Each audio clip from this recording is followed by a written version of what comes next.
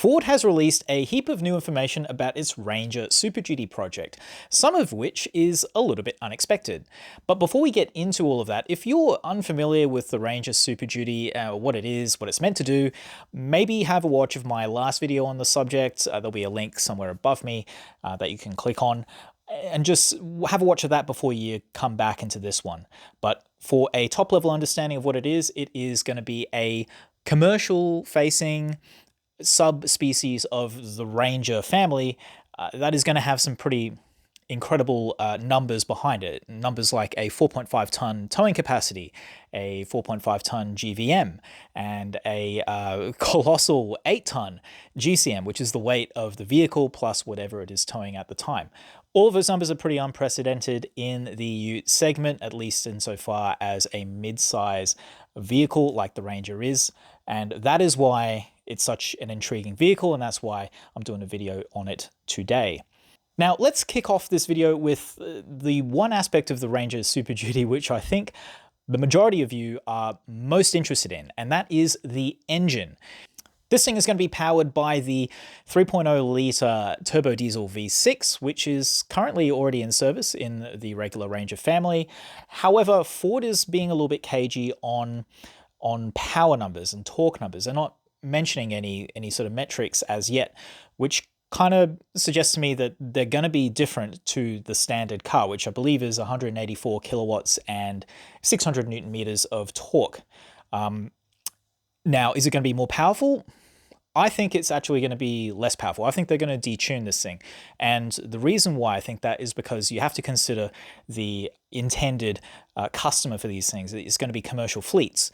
And fleets, they are interested in having a low TCO, a total cost of operation. And one of the inputs into TCO is your TBO, your time before overhaul, which is when the interval that you have between a vehicle going to service or a piece of equipment going into service and it being unserviceable and requiring either a rebuild or replacement or whatever. And when it comes to engines, one of the easiest ways of getting a long TBO or lengthening the TBO is to simply detune it to reduce the power output and reduce the torque output, put it under less stress, and it should last longer, all other things being equal. You end up with an engine that's a little bit less powerful, but should be substantially more bulletproof.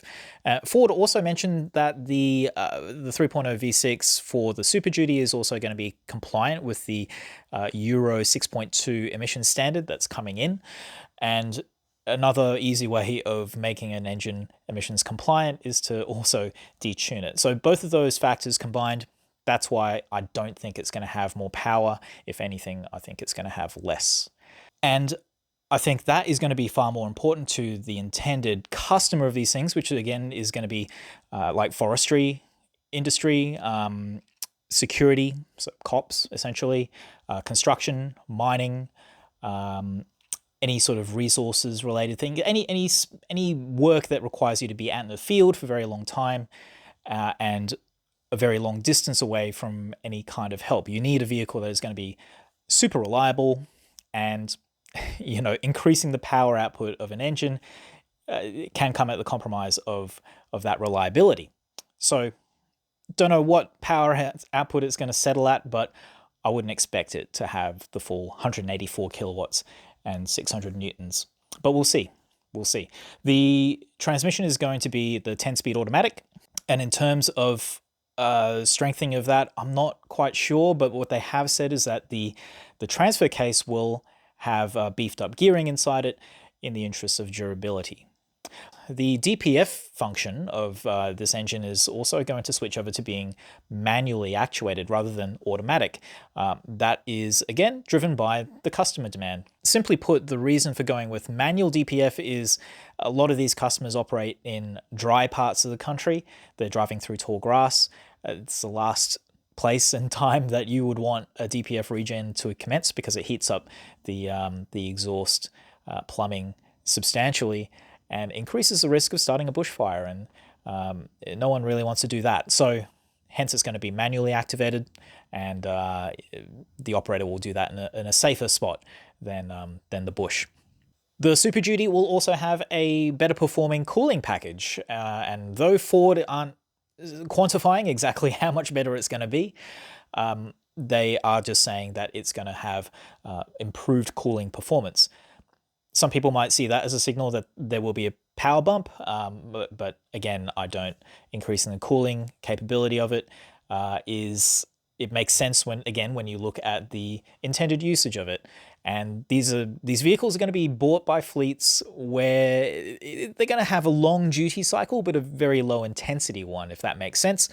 In other words, they're going to spend a lot of time just sitting still and idling, where you don't have much forward airflow going through your coolers, and you need a little bit more help in terms of the cooling hardware. That is my guess as to why they're improving the radiators on this stuff and the oil coolers and other heat exchangers that'll be on this thing. I don't think it's for performance, and I don't think it's really any indication that there was anything lacking with the standard hardware. It's really just something that's more appropriate to the intended customer. And also, bigger coolers are just a better idea when you're doing a lot of off-road work. Anyone who does a lot of off-roading understands that you're not really moving very quickly, but you are working your engine quite hard, particularly when you're in low range. You're using a lot of revs, but there's barely any forward motion. So you can't rely on forward airflow to pass heaps of air through the coolers. Ergo, bigger cooler equals better. Speaking of off-road, we do have more information about exactly what off-road hardware is going to be put into the Ranger Super Duty, and there's quite a lot. Beyond the 33-inch all-terrain tires that we saw previously and the 8-stud hubs that they're bolted to, and the general sort of lift of it, the general increase in ground clearance that was pretty obvious with the previous teaser images and video that they released, there's going to be quite a bit of hardware on this thing. It's going to have front and rear locking differentials. It's going to have improved approach, ramp over, and departure angles relative to a regular Ranger, of course. Deeper wading capability. They're not saying how much deeper. It could be 1 centimeter for all I know, but it's just going to be deeper. And just with the suspension lift, the big tires, it's just going to be able to step over off-road obstacles a little bit better, and just get you where you need to go without much fear of sort of scraping paint on something. But you look at the general configuration of what it is in the images that they've released, and it's obvious that ground clearance is a huge priority. They look engineered for the purpose, which I think is really the general theme of this thing. The frame as well is going to be substantially reinforced. They're saying it's basically unique to the Super Duty. By how much? Maybe there is some carryover. I don't know, but they're saying it's pretty much a Super Duty specific ladder frame, and should be pretty strong. So it'll handle as much flex as you can throw at it, I'm sure. Helping out that boost in wading depth is going to be a snorkel. All Ranger Super Duties are going to come standard fit with a snorkel, and it looks like a pretty decent one. In addition, they're all going to have pretty extensive underbody armor as well. We can see bash plates that extend from the front bumper all the way down the bottom of this thing to where the fuel tank is, and there's a lot of steel under it, and it looks pretty chunky. So for anyone who needs to slide the guts of this thing over something sharp, you look like you're going to be pretty well protected. Oh, and speaking of the fuel tank, that is going to be 130 liters in volume. That's pretty big. That is a 50-liter increase over the regular V6 Ranger, and I think that should, I mean, we obviously don't know the fuel economy number, let alone power and torque for this thing, but it should, by a reasonable estimation, result in 1,000 kilometers plus of range on one tank. That's pretty huge, even when you consider all of the extra drag that's going to be on this thing in the form of increased weight and the chunky all-terrain tires, and reduced aero because you've got more air flowing underneath the thing. All that's going to trim away at fuel economy, but hey, when you have more fuel to begin with, you're still probably going to end up ahead. Now, in terms of other stuff that we can see underneath the Ranger Super Duty, we can see the suspension in all its glory. They're not really hiding any aspect of it at all. They're giving us gratuitous close-ups of the underpinnings of this thing, including the front and rear suspension. At the front, we can see what we could kind of see in previous teasers. Those big, chunky front lower control arms are it's very obvious now that they are not simply Ranger Raptor items that have been bolted on. In fact, these things make Ranger Raptor LCAs look like twigs. they look pretty puny in comparison. And from what I can tell, like I've gone through basically a whole bunch of press shots of the other vehicles that use the T6 platform. And really the only thing that comes close is the Bronco Raptor, but its front lower control arms do appear to be, I mean, they're obviously quite beefy, but they're not identical to these. So my guess is that they're a bit bespoke casting for the Super Duty. And yeah, just looking at the amount of metal in them, they look like they should survive, I don't know, at least 10 to 14 kilotons. I don't know. They look pretty chunky. That's what I'm trying to say. At the back, the rear axle, I originally thought that this would be largely based on F-250's Super Duty stuff, mainly because they were pinching the hubs from that vehicle and putting them on this thing. I thought, yeah, might be a pretty easy operation to just swap in the whole rear axle, save a whole lot of work. The dimensions kind of lined up with what we know about T6 platform that it should physically fit. However, looking at the images and video of the Ranger Super Duty's rear end does look to be a little bit different. I can't really ID this. Maybe it's also bespoke to this platform, but also maybe it's Frankenstein rear axle. If you recognize any aspect of this rear axle, drop your opinion in the comments. What do you think this rear axle is out of? Cast your votes now. Interestingly, though the front lower control arms don't look like they're from a Bronco Raptor, there is some Bronco Raptor content in here. Ford has confirmed that the front differential is pinched from the Bronco Raptor with a little bit of customization. But yeah, again, that brings in a locking capability for your front axle. And yeah, a little bit of part spin magic has been applied there. In terms of the rear differential, they're not being too specific. Again, that mystery axle, yeah, don't quite know what it is, but all they are saying is that rear differential is the strongest differential that's ever been put into a Ranger. So yeah, again, pretty bulletproof. Now, it's not just about chunky hardware. There's going to be a fair bit of electronic assistance in this thing as well to help you get where you need to go and get home again. Besides the full suite of standard Ranger electronics, including all of the trailer-specific stuff, which is genuinely handy gear, there's going to be some extra stuff as well. And the most interesting stuff of it, and it's interesting to me, maybe not so much to you, but the Ranger Super Duty is going to be able to tell you how much weight you've put into it. There's going to be load cells on each suspension arm or suspension unit that will add up how much weight they're sensing and tell you how close to the GVM limit you're running, which is, again, important for the fleets that will work these things, because they're going to want to make sure that their employees aren't overloading these things and putting themselves in danger. But also going to be useful for those of you who like to do some overlanding. You want to know how much weight you've got in the vehicle and how much weight you've got left over for your trailer or your caravan or whatever it is that you got hanging off the back. So that's a pretty interesting feature as well. And in addition to that, and I believe this is going to work with the same sort of weight sensing hardware, is a feature that will tell you what the weight distribution of your trailer is actually live as well. It should sort of, you should be able to see it live as you load the trailer, what the weight distribution is, which is going to be critical for safety. Again, you don't want to jackknife your trailer. You don't want your trailer to overtake the tow vehicle. And critical to achieving that level of safety is knowing where the center of mass is on your trailer. You certainly don't want it to be beyond, aft of the axle line. You want it to be somewhere between the toe ball and the axle center line.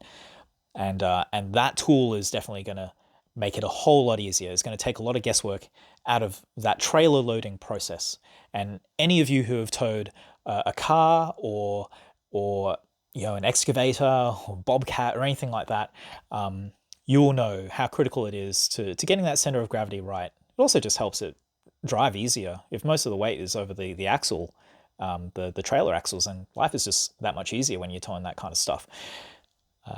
Anyway, a lot of the sensors that are present on a regular Ranger are still going to be present on the Ranger Super Duty. They've housed all of them on what looks like a rear bumper. I don't think it's really meant to be a bumper. Like, I don't think it's there for impact protection. It's really a structure to house all of the parking sensors, the reversing camera, I believe, blind spot monitoring. Looks like it's going to have that as well. So it should be just as safe as a regular Ranger, just with all of that extra off-road capability and towing capability as well layered on top. And then we get to the bodywork. I've been showing you plenty of it so far through the still images and the B-roll that Ford has released. But we can see that it's going to have a pretty distinctive look. That sheet metal is clearly unique to the Super Duty, beyond just the bonnet stamping, which says Super Duty on it. It's embossed in or debossed in the leading edge of that. But the guards as well, they've been pumped up, obviously, because this thing is going to be a fair bit wider than a regular Ranger. Pumped guards, but they're not just Ranger Raptor stuff that has been bolted on. That would be the easy way of doing it, but they're clearly different. You've got these trapezoidal wheel arches rather than the circular one, the semicircular ones on a Ranger Raptor. So it's going to have its own look. And what we can also see now is that it is definitely going to be available as a single cab, an extended cab, and a dual cab, all in cab chassis form. And now we can also see that there will be a dual cab style side box in a what looks like a fairly high grade, they're calling it an XLT grade, which should be pretty appealing to those of you, the overlanding crew who want something that doesn't feel as povo as a workman spec ute. You want some kind of creature comforts, and you want paint that isn't white, and you want bumpers that aren't bare plastic. That will be for those kind of people. So they're not forgetting entirely about retail customers here. Obviously, the core customer is expected to be commercial, but yeah, when you've got an XLT grade in there, it's pretty obvious they're chasing some retail customers as well. So those of you who are freaks for towing, keen caravanners, they haven't forgotten about you either with the Super Duty. This could be your ultimate tow rig. And looking at what they've spoken about to date and the numbers that they've got out there, I mean, it very much is going to be a beast at towing. Now, the presence of that XLT grade is a little bit of a surprise to me. I thought that this was going to be really kind of laser focused on the commercial operator. But yeah, it's those of you out there who are buying your own vehicles rather than just driving whatever your company gives you, you should be pretty interested in this one. That being said, we can see in the images that this XLT grade style side box thing still doesn't have carpets. It looks like a hard vinyl floor in there. You wouldn't want it to be too luxurious, would you? And that's about all for now. Expect to see more information land about this Ranger Super Duty as we get closer to its market launch, which is so far scheduled to be sometime in the first half of 2026. That XLT grade, by the way, they have confirmed that will trail the regular or workman spec Ranger Super Duty by about 6 months, and will land sometime in mid-2026, so you'll have to wait a little bit for that one if you are interested in it.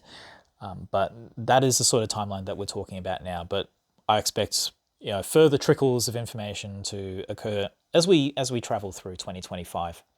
Now, before I say goodbye, just a quick note about the channel. I'm sorry it's been a little bit quiet here, but I went off and had a kid, so yeah, what are you going to do? I am clawing back some free time though, which is good because I do enjoy putting these videos together, and I hope you enjoy watching them. If you did, you know what to do. Like the video, share it with people if you think they might also be interested in this information, and by all means, feel free to subscribe to the channel. I'd certainly appreciate it, and it means that I will get to see you once again. Until then, thanks for watching. Goodbye.